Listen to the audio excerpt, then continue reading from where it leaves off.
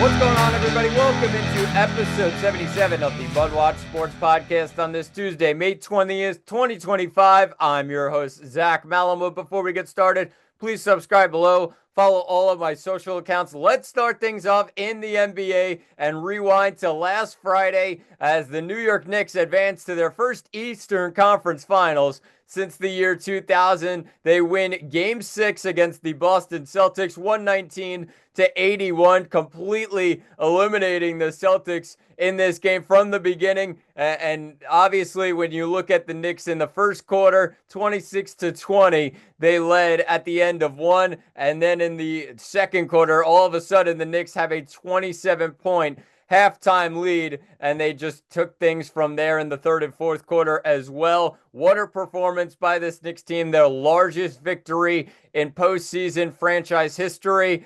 Just a monster win for New York, and the city was popping on Friday night. 7th Avenue was absolutely jumping, and you got to give credit to this Knicks team. Contributors from all around in the starting lineup in this game, and all these guys with 10 plus points. Give credit to a guy like Karl Anthony Towns that just took the ball in his hands from the beginning of this game and really just took it to the rim, and Boston had no answer right away. The aggression that Cat showed in this game was a difference maker, and if he could do that every single time he heads out on the floor, I mean, this Knicks team is a different animal. Also give credit to a couple of guys, Josh Hart, who has another triple-double, and really this postseason won the first one since Clyde Frazier 50 years ago for this Knicks team. And then you also got to give credit to the other three guys, and really they're not others at this point. Jalen Brunson, 23 points in this one. Didn't need to do a crazy amount, but just hit his shots and things were falling. Led the Knicks with OG Anunoby, who also had 23 points, 9 rebounds in this game. Mikal Bridges as well, 22 points. And you had Deuce McBride off the bench with 10 points. Just give credit all around to this Knicks team. They really put in a lot of hard work to this Game 6 win, and they knew that if they headed back up to Boston, probably would be difficult to grab a victory. I think the series would shift, the momentum would completely shift, and Boston would have all the momentum on their side. The Knicks knew they had to close it out in front of their home crowd, and like I said, from the beginning, this Knicks team knew what they needed to do, and they got the job done. So give credit to the Knicks, who move on to the Eastern Conference Finals, and they'll take on tomorrow night an Indiana Pacers team in a rematch of last year's 2024 second round in the Eastern Conference. The Knicks take on the Pacers, 8 o'clock start. And this one should be a great game. 4.5-point favorites. The Knicks come in as, with the total sitting at 223.5. Total a little bit higher than it is for some of those previous games for this Knicks team. You know, it comes down to the pace of this Pacers offense. They love to push the ball, and they're an offensive powerhouse right now in the NBA and in the Eastern Conference. This one should be a great series. I think the battle of the Knicks down low is going to be the difference here. Karl Anthony Towns has to step up. You got guys like Mitchell Robinson down low that could get a lot of offensive boards. Second chance points for the Knicks has been big down the stretch for them. I think it's going to be big once again. The bigs have to step up, and that includes a guy like OG Anunoby. I do think the guard play will happen and will come for both of these teams. Tyrese Halliburton, you got Jalen Brunson. Both those guys will get their points. It's about the extras that will get the job done for both of these teams, and I think the battle comes down low. Whichever one of these teams has the better bigs in this series, I think is the difference clearly between these two sides. And obviously you got Miles Turner down low on the other side. Obi Toppin comes in off the bench, but the big guy in Pascal Siakam, whoever's going to guard Pascal, probably OG, I would say, based on matchups right now. That could change, but that's going to be a difference maker right there. Can the Knicks handle the bigs on the other side in Turner and Siakam? That's going to be a difference maker, and I look forward to a phenomenal series. This one should be an absolute doozy and probably going 6 or 7 games here. Both these teams healthy, knock on wood that both these teams stay healthy. But a lot of these guys really have a lot of fight to get to the NBA Finals, and it's going to be a battle of the ages between the Knicks and the Pacers going back years and years. Reggie Miller going to be on the call. The Knicks trying to move past this Pacers team, and the Knicks do not like the Pacers. If you're in New York, you do not like Indiana. That's just the reality, and obviously based on those 90s series, it's really a throwback here, and it should be really exciting. So make sure you tune in tomorrow night, Game 1, Eastern Conference Finals.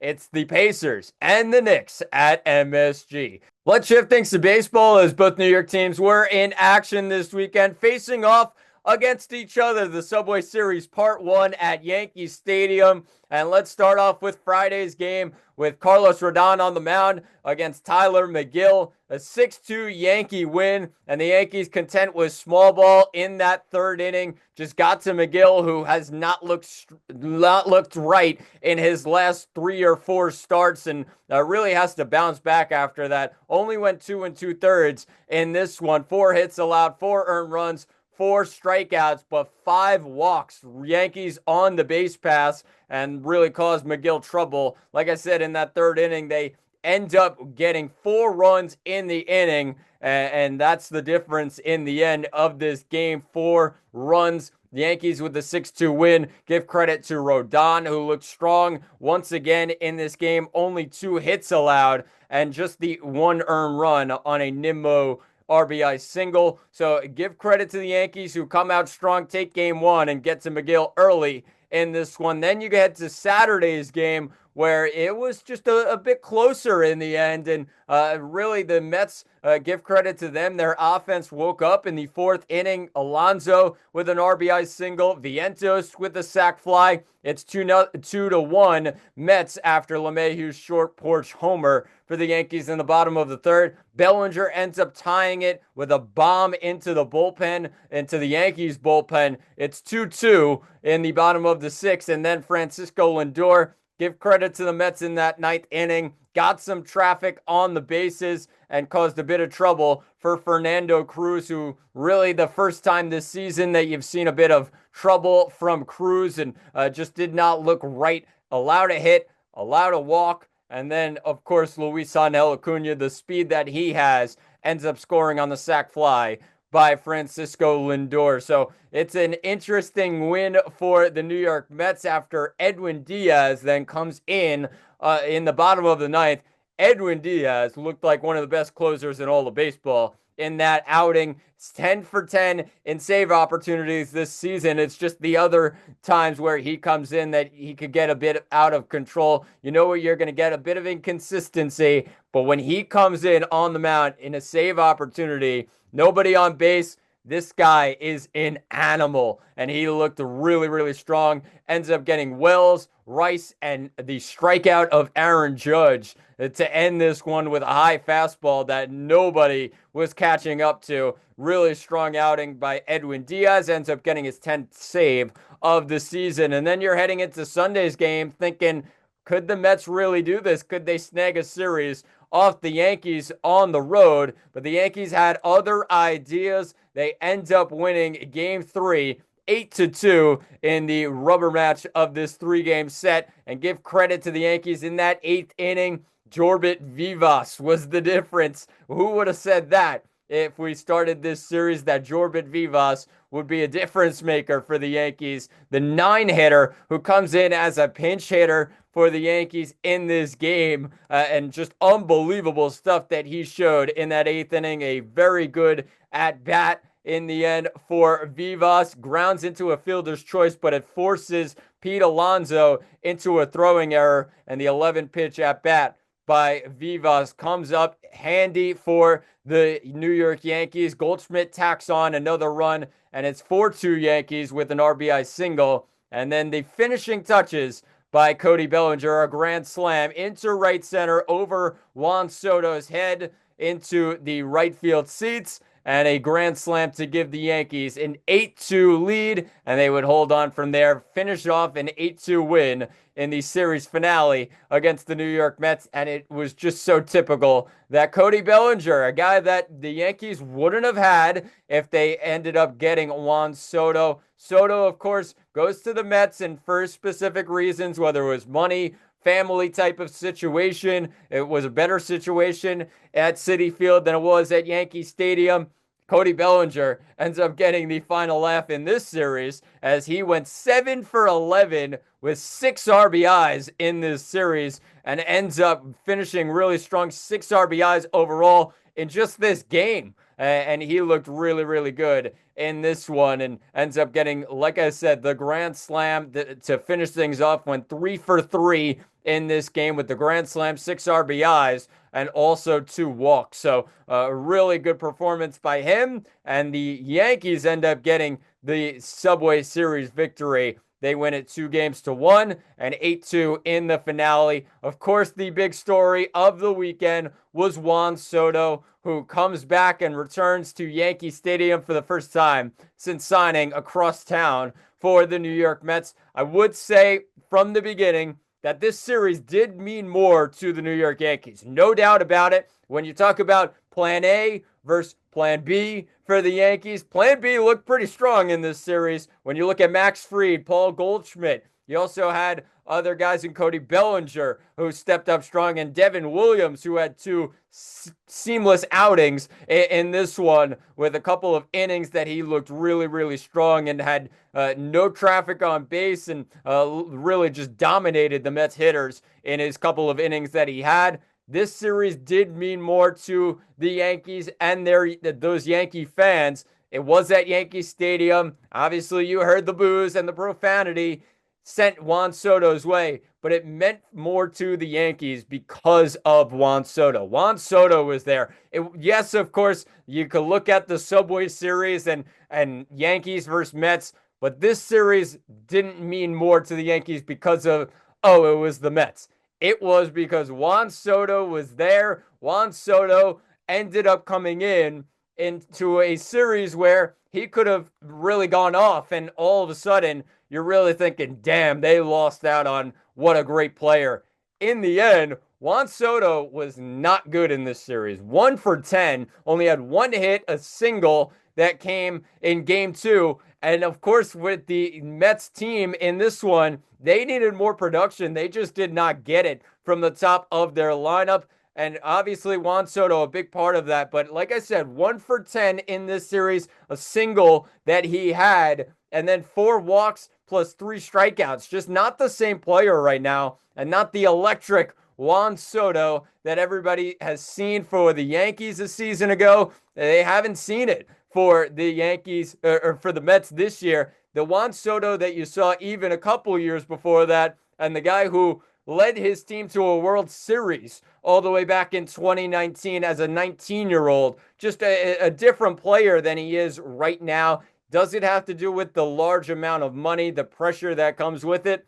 Maybe. I think that could have something to do with it. Could he have a problem in the Mets clubhouse? Could he just not feel right as a New York Met? Those are all questions right now.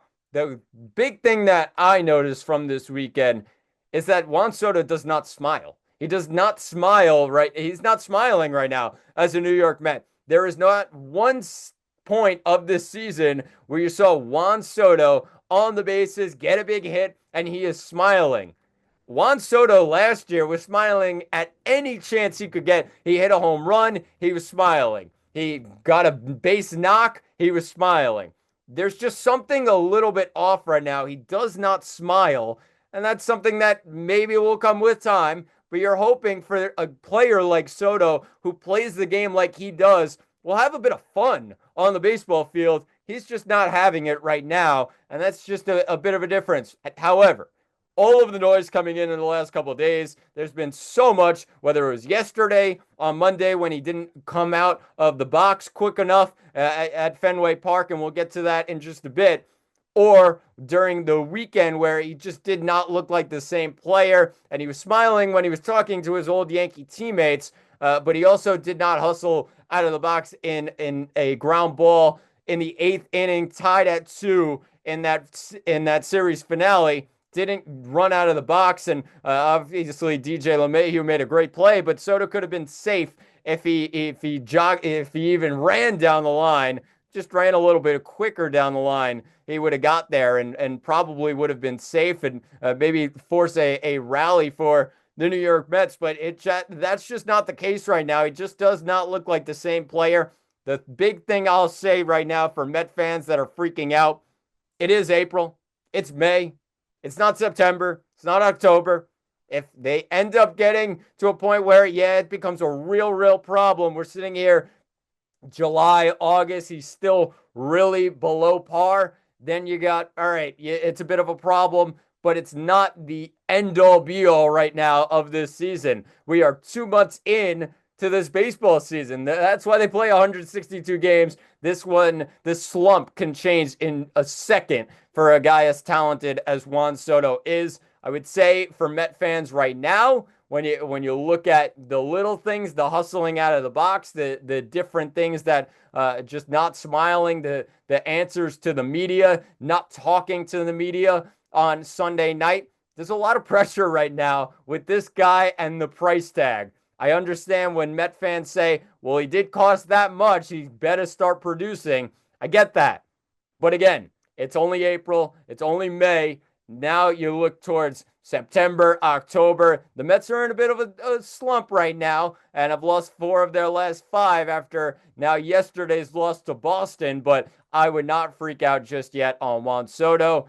This guy is paid the big bucks for a reason, and he's very talented. He's just got to get settled in, and I think that's what it comes down to. Everybody talking about opt-outs already. I mean, we're 2 months in. The guy hasn't even played a playoff series. This guy is a monster in the month of October, and when the big moment comes, yes, he will show up.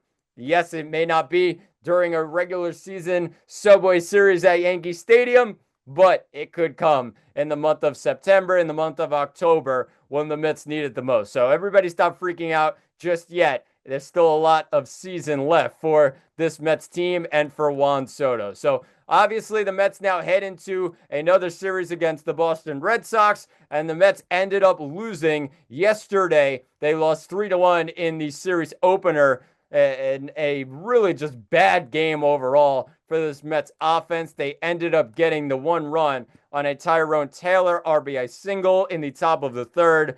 And after that, both teams were pretty silent on the bases. And the Mets, who had 8 hits in this game, just not enough because they only had 1 run up on the board. Kodai Senga had a solid outing. I mean, yes, it wasn't the Kodai Senga that we saw from the beginning of the year, but he got through 6 innings, only 5 hits. Yes, the 3 earned runs that he allowed in the first 2 innings, but 5 strikeouts, 3 walks. He got the job done. It wasn't an easy lineup to go up against, but he did his job and he got through 6 innings.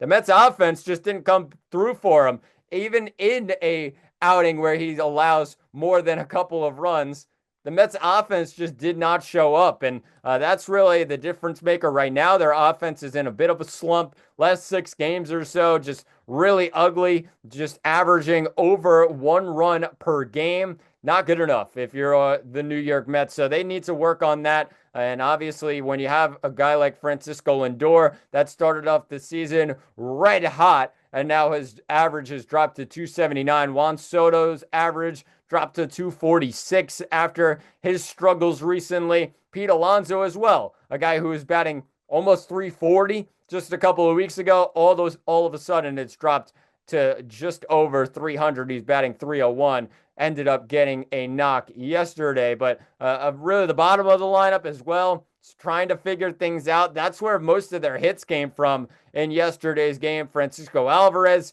had a couple of hits. McNeil had a hit. Marte came in as a pinch hitter, had a hit. And then you had Tyrone Taylor with a couple knocks as well. So the bottom of the lineup stepping up. The top of the lineup, it really looks like it's fallen asleep for the Mets in recent games. So they need to figure that out. And no better time to start than once again another game tonight. They take on the Boston Red Sox at Fenway Park, a 6:45 first pitch with Clay Holmes taking on Walker Buehler. This one should be a great matchup. Holmes 5-2 on the year, 3.14 ERA. Buehler 4-1 on the year with a 4.28 ERA, and he comes back after a small stint on the IL, the 15-day IL. He returns for his first start since then, and should be a good matchup between these two teams. Hoping for some more offense than you got from these teams last night, and the 3-2 Red Sox win. You're hoping for more from both teams. So make sure you tune in. 6:45. It's Holmes against Buehler. Mets, Red Sox at Fenway. Then on the Yankee side of things, they take on the Texas Rangers in the first game of a 3-game set at Yankee Stadium in the Bronx. 7:05 start. It's Patrick Corbin on the mound for the Rangers, and Will Warren getting the ball for the New York Yankees. Warren has looked better in his last couple outings, so give him credit. He's looked pretty strong, and obviously this Yankees team needs everything they could get from the bottom of their starting pitching staff. And really, when you look at a guy like Will Warren, the last couple of starts, 1 earned run in 7 1/3 against the Athletics, and he also had just 2 earned runs on 4 hits, 9 strikeouts against Seattle in a no decision last Wednesday. So when you look at Will Warren in this game, it should be pretty difficult to get past this Texas lineup. Can he do it at Yankee Stadium? I think it'll be interesting to see. But the Rangers, not a slouch of a team coming in for a 3-game set. It should be interesting what happens. Corbin on the mound. He's been pretty solid this year, and could be a pitcher that goes a bit all over the place, but 3-2 this year with a 3.35 ERA and 1-1 on the road this season. So the Yankees trying to cause him trouble, and we'll see what happens for the rest of this 3-game set between the Yankees and the Rangers at Yankee Stadium in the Bronx. But that will do it for episode 77 of the MudWatch Sports Podcast. Please subscribe below. I've been Zach Mellon. Thanks for watching, and talk to you all on Thursday.